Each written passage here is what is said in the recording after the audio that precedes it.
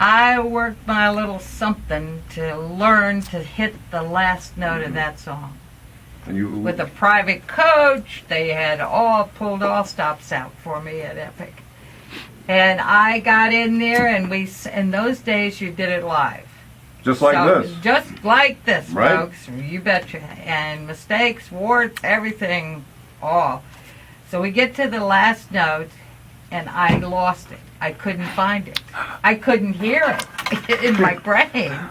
So guess who very sweetly sneaks up underneath me and sings the high note for me. We have worked together so long. Gene Thomas. That Jeannie sang that, and this is the first time we've ever announced this. We have kept divulged it. We kept this quiet for 50 years. Boy, I'm very humble. Everybody thinks that the Mikey sang that note. You know, it's great. You know, I'm starting to write about some of the experiences of some of the great guests like yourself here. Right. Show it makes for like a good book, because there's so many stories that people share that you never would have thought about until you actually had them, and you know. And they start talking, and then all of a sudden it comes out. You get all this magic. Yeah. It's just incredible. But that was a fun thing on that session, and I have to tell one quick one about Ellie and Jeannie and me. We used to have a passion for the Carnegie Deli. Yeah. I still have the passion. And yes, I can't devour those sandwiches anymore Brian like I and used go to. down there in a couple of weeks. Well, you keep promising that. Long story short, our buddy Ellie.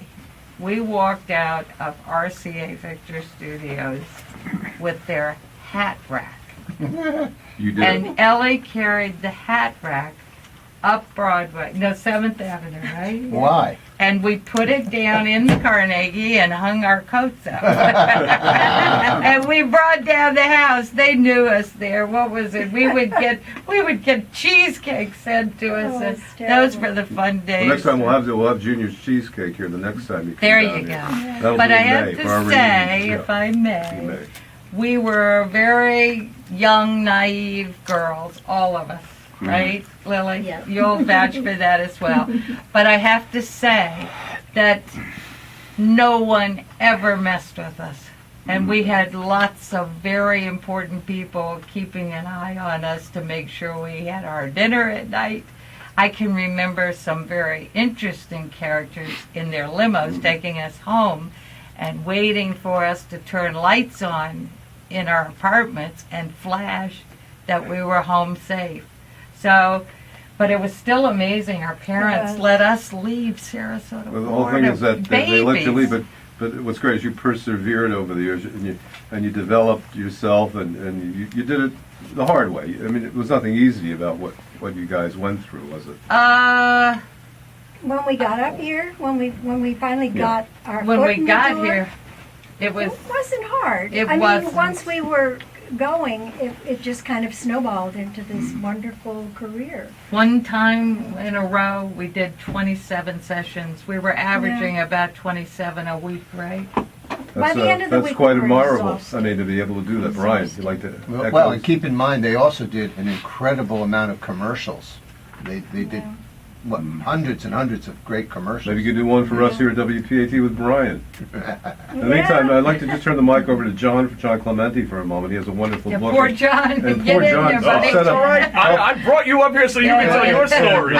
And not only are you telling your stories, but I want to thank John Clementi and Jim Petrecca who helped put this all together because it's just exciting, and you have so much great history and so much wonderful things to share with the lives of these great women here. Is there something you'd like to echo, or something that you want to share, say regarding any of the stories in your book? Like I had said before, I mean, I wanted to make sure that the history was down. I mean, I started this book, and I discussed this with you when I first came on, that I started the book because as a record collector, because I'm a vinyl junkie, Me too. How many you have? 14,045. You beat me out. Okay. You're gonna have to bring them. We do have a turntable. Well, yeah, I was going to bring them, but I was told that the turntables were inoperable. I don't know who told you that, but we use them, and that's okay. You can come one night on our other overnight show. Well, that's all right. Okay. It's nice to say that these ladies have records that I don't think I would carry out of the house because they're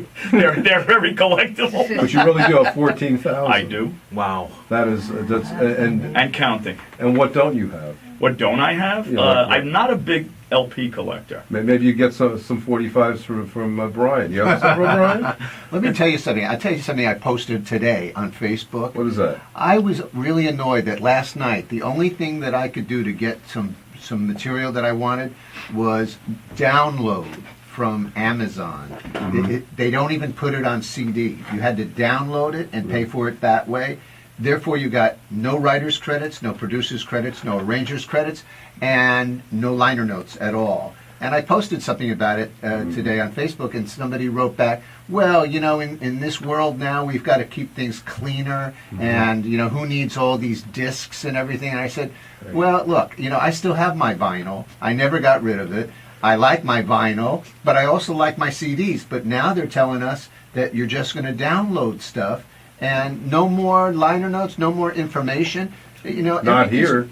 It's terrible, I think. I think That's a lot of 8-track tapes. We got 14,000. We can still play those. That's right. Now, would you ladies like And to... it's 28,000 if you count all the B-sides. Lillian, would you like to sing a live one here tonight for us, or anybody, Jean, or Mike? I don't mean to put you on the spot or anything, but I know that you don't mind doing live radio. The ladies were promised in their contract that they wouldn't have to sing live. But we have a great song that Jim just flipped me over here. Jim, I want to take the time to introduce you tonight, because you brought the best guests in here over the years, in the last 6 years, and you have Society Girl and the Ragdolls, and I just want to say hello to you tonight. How are you, Teddy? Just Bob Crew influence. Oh, yes, the Bob Crew influence we wanted Huge. you to tell us, which is huge, and I know that it's a very important thing, I'm sure, about Bob Crew. Oh, he was an amazing man. Really amazing man.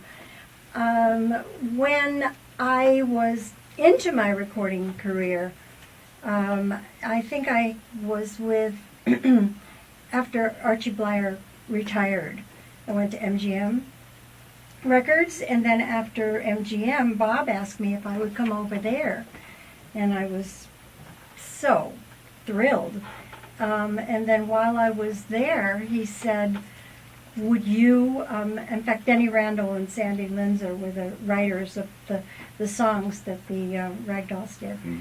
And Denny recommended me to Bob to do the lead singing on the Ragdoll records. And I just remember saying to Bob when he asked me, but I don't want to be a Ragdoll. And I thought, well, When did you first meet him? What year? Well, year or about the time that you met him, but not the exact. 60s, 1963. 64. 64. Yeah. Something like that. But he said, no, I'm going to record you as both, as you, as the Ragdolls.